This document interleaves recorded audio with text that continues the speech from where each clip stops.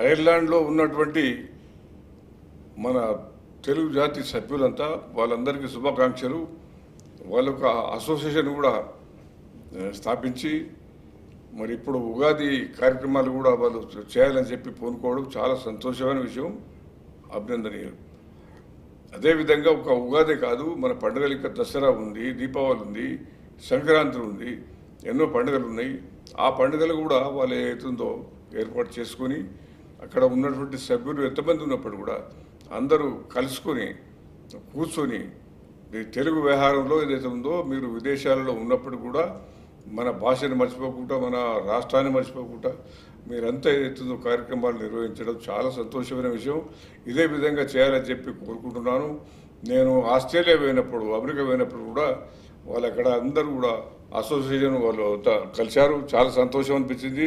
వాళ్ళు ఏదైతే కార్యక్రమాలు నిర్వహిస్తున్నారో ఆ కార్యక్రమాలు చూసి చాలా సంతోషించాను. అదేవిధంగా ఐర్లాండ్ చిన్న దేశం అయినప్పుడు కూడా అక్కడ ఉన్నటువంటి మన తెలుగు జాతి వాళ్ళు ఎంతమంది ఉన్నారో నాకు తెలియదు. ఏమైనప్పటికీ కూడా ఎంతమంది ఉన్నప్పుడు కూడా వాళ్లకు ఇటువంటి కార్యక్రమాలు చేయాలని మీకు ఏదైతే ఉందో మీకు రావడం చాలా సంతోషమైన విషయం. మీరు అక్కడ ఉన్న వాళ్ళందరూ కూడా శుభాకాంక్షలు తెలుపుతా ఉన్నాను. ఇదే విధంగా మీరు అంతా ఐక్యమత్యంగా ఉండి మళ్ళీ గ్రూపులు పెట్టుకోవద్దు. ఇక్కడ ఆస్ట్రేలియా చూసినట్టు అక్కడ కూడా 2-3 గ్రూపులు అయినాయి, ఈ అమెరికాలో కూడా గ్రూపులు అయినాయి, పెద్ద పెద్ద ఇంగ్లాండ్లో కూడా అయినాయి.